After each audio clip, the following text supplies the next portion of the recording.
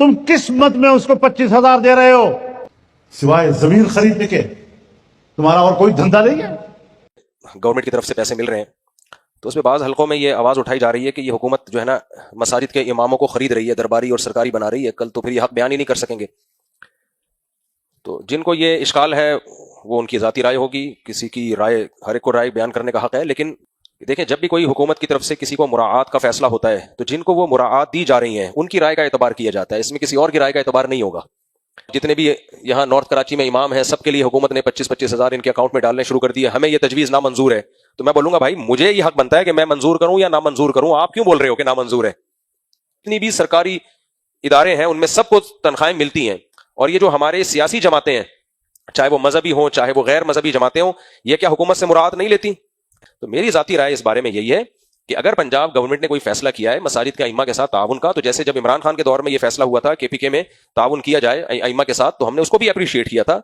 Well done, अच्छी बात है। और सुन ले मौलाना, ये जो आपने हज़रत मौलाना फजलुर रहमान की राय, उलमाए कराम की राय, विफाकुल मदारिस अल अरबिया पाकिस्तान की राय को जाती राय कह के डीवैल्यू करने की कोशिश की है, मुझे वो सहाफी न समझना कि मैं चुप हो जाऊंगा। मैं पहले भी बोला था, मैं अब भी बोल रहा हूं, मैं आइंदा भी बोलूंगा। मैं घर के अंदर घुस कर वार करने वाला हूं, मैं यूं नहीं हूं। मैंने इमरानी गवर्नमेंट में जिस वक्त आपके दिल में वो उशरिबू फी कुलूबिहिमुल इज्ल की तरह इमरानी मोहब्बत घुली हुई थी, उस वक्त भी मैंने आपको कहा था अपनी हैसियत देखो, और कायद मिल्लत इस्लामिया हजरत मौलाना फजलुर रहमान दामत बरकातुहुल आलिया की हैसियत देखें। मैं खामोश था कि ऐसे लेवल के लोग बात कर रहे हैं जिनको जवाब देना मुनासिब नहीं है।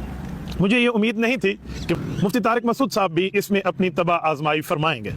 याद रखें, हम कभी हुकूमती तनख्वाहों के मुखालिफ नहीं रहे। कोई आदमी प्रोफेसर बन के हुकूमत से तनख्वाह ले, डॉक्टर बन के तनख्वाह ले, स्कूल का टीचर बन के तनख्वाह ले, चाहे वो इंग्लिश टीचर हो चाहे वो इस्लामियात टीचर हो, वो हुकूमती मुलाजिम है, वो तनख्वाह ले, हमें इससे कोई लेना देना नहीं है। हुकूमत अपने मुलाजिमीन को तनख्वाहें देती रहती है, हमें इससे कोई प्रॉब्लम नहीं है। मुलाजिम बन के वो तनख्वाह लें, वो हुकूमत की नौकरी कर रहे हैं, हुकूमत ने उन्हें जॉब दे रखी है, तो वो जरूर तनख्वाहें लें, इसके ऊपर मसला नहीं है। ये मैं पहले क्लियर कट बता दूं। अब हालिया दिनों में जो मसला सूबा पंजाब में उठा है, ये मसला हमारे सूबा खैबर पख्तूनख्वा में इससे पहले इमरानी गवर्नमेंट में उठ चुका है, और इसके मुतालिक जनाब मुफ्ती साहब और इनकी जामिया ने बाकायदा उनकी तायद भी की थी, जैसे वो इन क्लिपों में मान भी रहे हैं कि हमने उनकी तायद कर दी थी।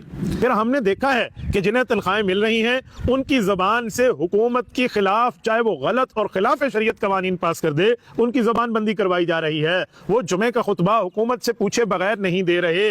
वो बेचारे दीन के मामलात में जहां भी बात करते हैं वो पहले दाएं बाएं देख कर बात करते हैं कि कहीं हमारी तनख्वाहों के मामलात खराब ना हो जाएं, कहीं तनख्वाहों में हमें लेना देना ना पड़ जाए। अच्छा, फिर ये जो तनख्वाहें आ रही हैं वो तनख्वाहें कोई अजीब तरह की तनख्वाहें हैं, वो कोई आम के मामलात की नहीं है।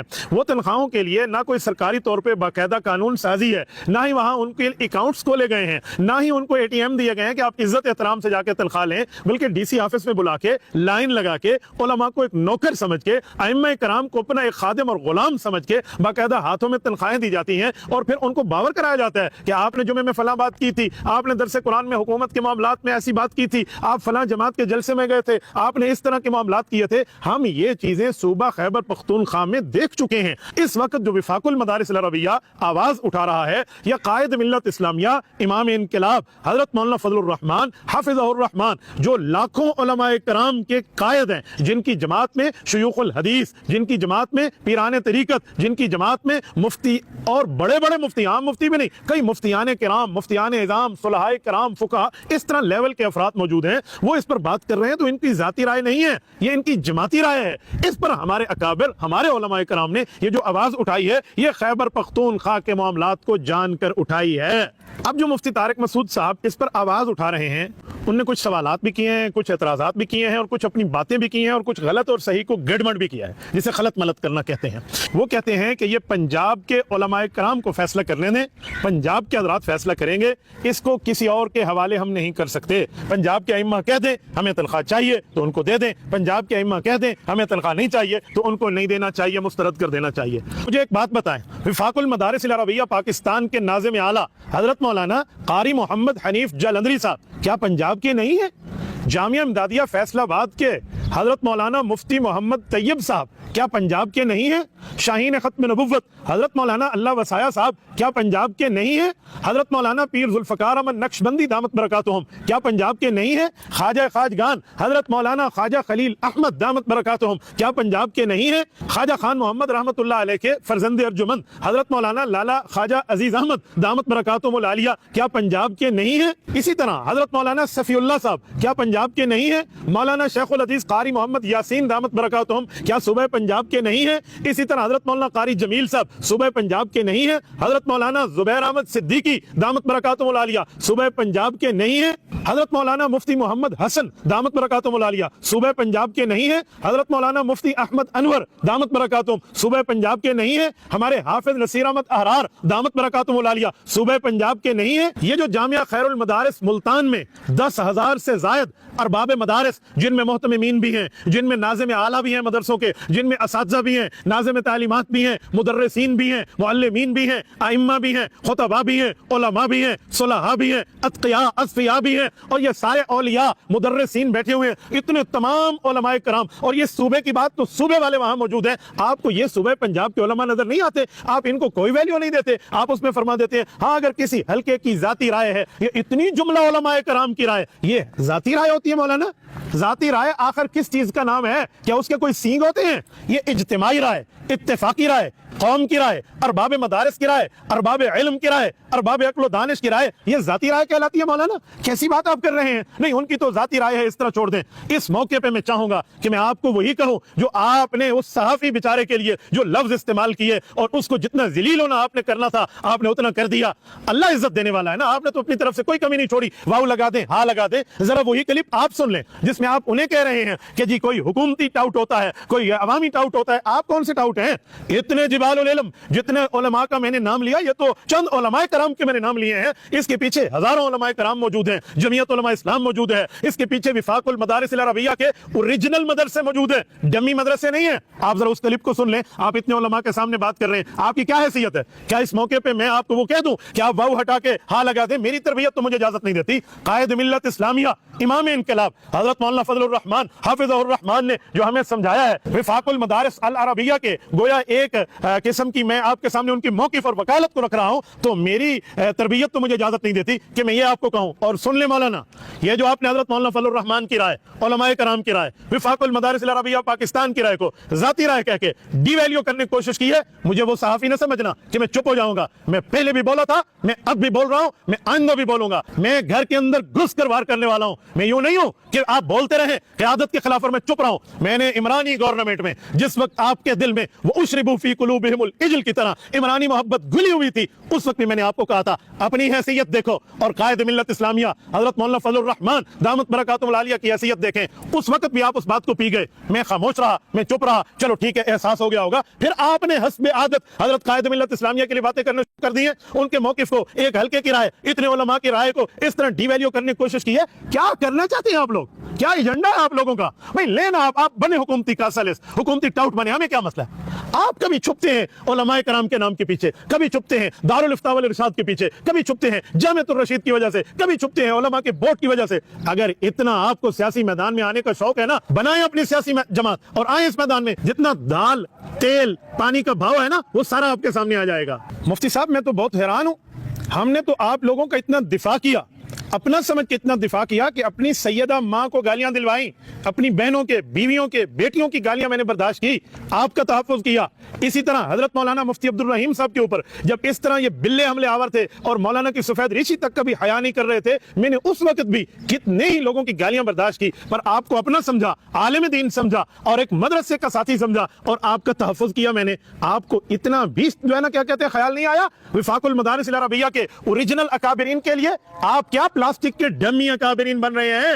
ان جملہ اکابر کے مقابلے میں، حضرت مولانا فضل الرحمان جیسے بندے کے مقابلے میں آپ ان کی رائے، ذاتی رائے، چھوٹا ویلیو، فلاں اس طرح کے معاملات میں آپ بات کرتے ہیں۔ کچھ تو خیال کریں مولانا، آپ کہاں بیٹھے ہیں؟ اسی لیے میں نے یہ لہجہ اختیار کیا ہے، اس میں آپ لوگ سمجھ گئے، ورنہ میں بھی انشاءاللہ تعالی کمر کس کے بیٹھا ہوں، میں ٹٹ فار ٹٹ جواب دوں گا۔ یاد رکھیں، ایک پتھر اٹھا، ایک انشاءاللہ تعالی پہاڑ سے جواب دیا جائے گا۔ مجھے آپ میری زبان سے نہیں روک سکتے، اور میں ایسے جواب دوں گا جیسے جواب دینے کا حق ہے۔ خبردار جو وفاق المدارس العربیہ रबिया क्या काबिरीन को ज़ाती राय कहा, या हजरत कायद जमीयत मौलाना फजल रहमान की बात करके और झूठ बोल के अवाम के सामने कि जी ये लोग भी तो हुकूमती तनख्वाहें लेते हैं, हुकूमती मराहत लेते हैं। भाई वो अवामी ओहदा है, मौलाना फजल रहमान अवामी ओहदे पर बैठे हैं, वो MNA हैं, तो अवामी ओहदे पर उन्होंने बैठ के हुकूमत को ये एहसान नहीं कर रही, उनको जो तनख्वाह दे रही है आप उसको उठा के कहते हैं नहीं इमाम मस्जिद को भी उसकी तनख्वाह दी जाए। भाई एक आदमी, मैं मिसाल दे रहा हूं, मसलन जो इस्लामियात का प्रोफेसर है वो तो हुकूमत से तनख्वाह लेगा, और जो प्रोफेसर नहीं है उसको हुकूमत का कोई मुलाजमत नहीं है, वो उनके बंदा दफ्तर की नौकरी भी नहीं कर रहा,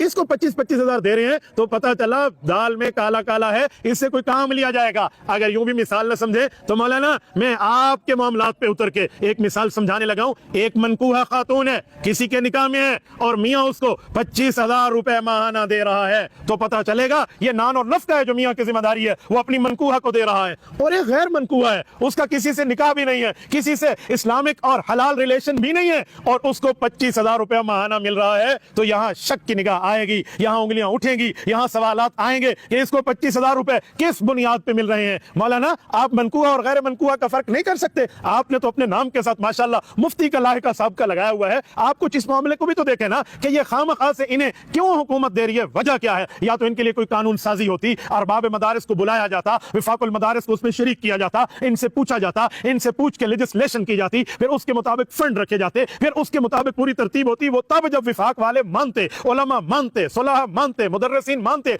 ओरिजिनल अकाबिर, डम्मी प्लास्टिक के अकाबिर नहीं, डम्मी मदरसे नहीं, ओरिजिनल अकाबिर मानते, और जो असल अकाबिर और सुलहा है वो मानते, तब जाकर हम देखते कि यार कोई बात बन रही है। आप ऐसे ही उन्होंने कहा जी हम देते हैं, आपने माहिरीन से पूछा है जितने अइम्मा की तनख्वाहों की बात है ना, इसके लिए तो सालाना कुछ 24-25 अरब रुपए मुख्तस करें तब जाकर मामला पूरा हो, और यहाँ कितने मुख्तस किए हैं, 2.25 अरब रुपए। आपको नहीं पता कि वक्ती जरूरत के तहत कर रहे हैं, कोई हमें समझ रहे हैं हम कोई लब्बैकी हैं, और कोई समझ रहा पता नहीं इस मामले में चुप हो जाएंगे। कैसी बातें कर रहे हैं मौलाना, बस जो निवाला आपके मुंह में हुकूमत डाल दे और आपने एस्टेब्लिशमेंट ही करनी है और एस्टेब्लिशमेंट की मामलात में डालना है और खुद को इस तरह आगे चलाना है, फिर आप कहते हैं अच्छा ये हुकूमती गुलामी बन जाएगी, ये तो मस्जिद वाली कमेटी वालों के भी तो हम गुलाम है, कमेटी हमें तनख्वाह देती है तो हम उनके भी गुलाम है। किसमें आपको काम कमेटी के गुलाम है?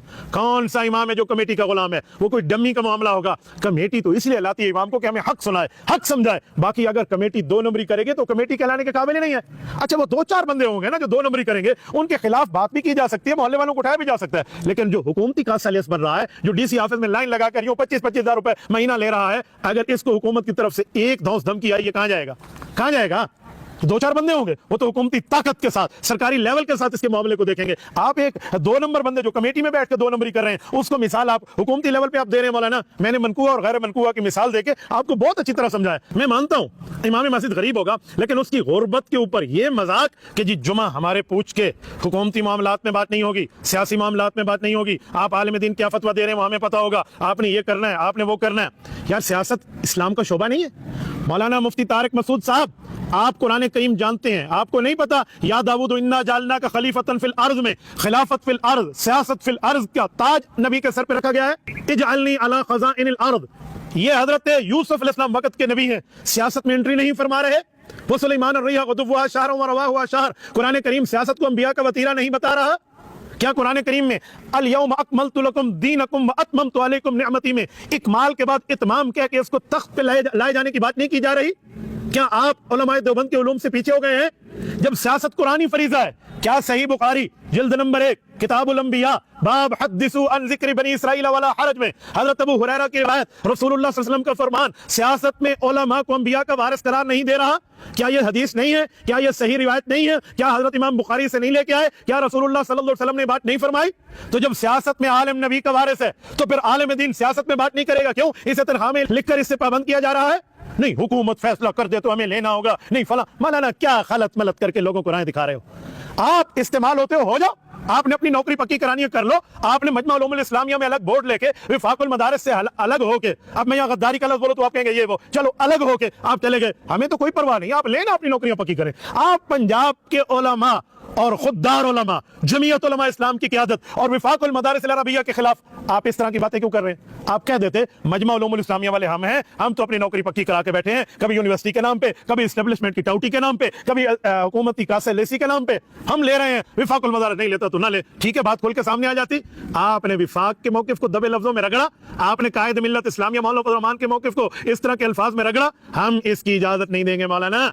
इस तरह अगर आपने इस्तेमाल करना था कौम को, ये ज़रब मोमिन शाया करने کرنے کی کیا ضرورت تھی؟ الرشید ٹرسٹ بنانے کی کیا ضرورت تھی؟ دارالفتاء والارشاد سے لوگوں کو اس طرح کے وہ تیار کر کے افغانستان تک بھیجنے اور فلاں فلاں اس طرح آپ نے پھر بندے اکٹھے کیے، ساری سواریاں آپ نے دین اسلام کے نام پر بٹھائیں اپنی گاڑی میں، اور رخ آپ نے پھر اس کا اسٹیبلشمنٹ کی طرف کر دیا، اور پھر مجمع العلوم الاسلامیہ لے کے بیٹھ گئے، پھر آپ نے ٹاؤٹنگ شروع کر دی، پھر آپ نے کاسا لیسی اور اس پہ دلائل. ہاں حکومت یہ سیاستدان نہیں لیتے، فلاں نہیں لیتے. کون سا سیاستدان حکومت سے بغیر اس کے معاملات کے طے کرتے ہیں بتائیں؟ اچھا مولانا، آپ نے عوام کی آنکھوں میں دھول جھونکنے کی کوشش کی. کیا عوام کو نہیں پتا؟ مدارس والے سال سال سے کہہ رہے ہیں ہمارے مطالبات مانیں، اکاؤنٹ کھول کے دیں، ہمیں کون دیتا ہے، ہم کہاں خرچ کرتے ہیں، یہ آمد و خرچ، یہ ڈیبٹ اور کریڈٹ آپ کو پتا ہونا چاہیے. حکومت یہ کرنے کے لیے تو تیار نہیں ہے.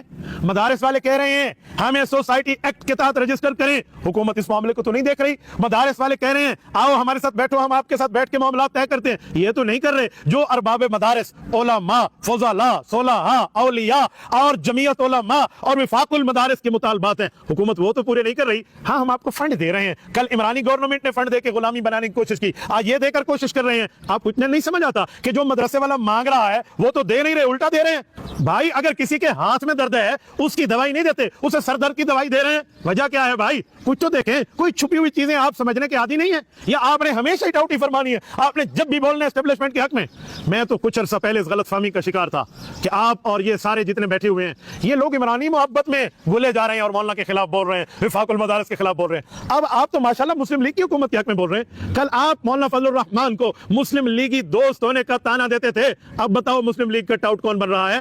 اب بتائیں حکومت کا ٹاؤٹ کون بن رہا ہے؟ اب تو یہ معاملہ کھل کے نکھر کے شیشہ پوج کے سامنے آ گیا. مولوی صاحب بالکل سامنے آ گیا ہے کہ آپ جہاں حکومتی رخ دیکھتے ہیں نا وہیں چلتے ہیں آپ لوگ. آپ لوگوں کا کوئی نہ نظریہ ہے نہ ہی کوئی آپ لوگوں کا جو ہے نا کیا کہتے ہیں کوئی کاز اور مشن ہے. نہیں، جدھر دیکھے روٹیاں ادھر لگائے ٹیک، وہی بنا ہوا ہے آپ کا معاملہ. یہ معاملہ نہیں چلے گا مولانا. آپ واقعی اسٹیبلشمنٹ کی ٹاؤٹی اختیار فرما رہے ہیں. میں تو پہلے سمجھتا تھا آپ تو ملک کے لیے چل رہے ہیں، آپ کے دل میں محبت ہے. اس طرح کی ٹاؤٹی نہیں کرنے دی جائے گی. اور آپ اپنے کلپ میں فرما رہے ہیں جی میرے اکاؤنٹ میں حکومت 25,000 روپے بھیجنا شروع کر دے. بھیج نہیں رہی، میں بھیجنا شروع کر دے. تو میں پوچھ رہا ہوں کس نے کہا بھیج نہیں رہی؟ کیوں عوام کے سامنے آ کے چھپا رہے ہو؟ کبوتر اور بلی کی طرح کا معاملہ کیوں پیش کر رہے ہو عوام کو؟ ہاں آپ کی آنکھیں بند کر لینے سے معاملہ کیسی بات ہے بھائی؟ آپ عوام کی آنکھیں بند کر رہے ہیں. عوام کو نہیں پتا کہ آپ نے مستقل بیٹھ کے اپنے کلپس میں جب وہ سرکاری بورڈوں والا مسئلہ چلا تھا جو آپ حضرات نے لیا تھا اس وقت آپ نے بیٹھ کے مانا کہ ہم حکومتی تنخواہیں لیتے ہیں، ہمیں ملتے ہیں حکومتی مراد. پھر یہ کیوں کہتے ہیں حکومت بھیج نہیں رہی؟ 25,000 نہیں بھیج رہی نا، اس سے زیادہ بھیج رہی ہے. مانے نا ان کے سامنے. آپ نے تو کھلا کھلا مانا. اور آپ کے ماننے سے پہلے رب کریم سلامت رکھے، اللہ صحت سے رکھے، اللہ پاک ان کا سایہ عاطفت امت پہ سلامت با کرامت رکھے. شیخ الاسلام مولانا مفتی محمد تقی عثمانی دامت برکاتہم العالیہ نے 1 ارب روپے حکومتی جو مختص ہوئے تھے وہ لینے دینے کی جو بات کی تھی، کن کی جیبوں میں گئے تھے؟ بتائیں کنہوں نے لیے تھے؟ نہیں لیے آپ لوگوں نے. یوں ہی یہ مفاہمت یادداشت پر دستخط ہوئے، اسی کے ساتھ حکومت نے یہ کام کیا کہ 10 وفاق قائم کر دیا اور یہ کہا کہ اب دینی مدرسوں کے لیے ایک ڈائریکٹریٹ قائم کیا جائے گا.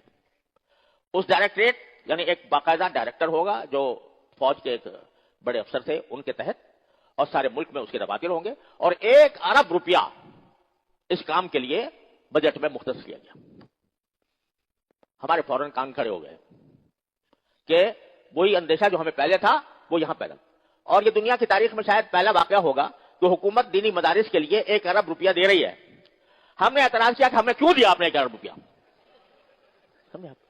یہ دنیا میں شاید باہری مثال ہوگی کہ حکومت کسی کام کے لیے 1 ارب روپے کا اعلان کر رہی ہے. ہم کہتے ہیں ہمیں کیوں دے رہے ہو تم؟ ہمیں نہیں چاہیے 1 ارب روپیہ. لہذا اس کے نتیجے میں یہ بات واضح ہو گئی کہ مسئلہ جو ہے صرف رجسٹریشن کا نہیں ہے. مسئلہ یہ ہے کہ اس پورے نظام میں ایک مرتبہ داخل کرا دو اس کو، مدرسوں کو نظام وزارت تعلیم کے اندر داخل کرا دو تو وزارت تعلیم کا اپنا ایک نظام ہے. شیخ الاسلام نے تو پہلے بتا دیا، رب کریم ان کو جزائے خیر عطا فرمائے. یہ پھر اس طرح کے معاملات آپ نے شروع کر دیے.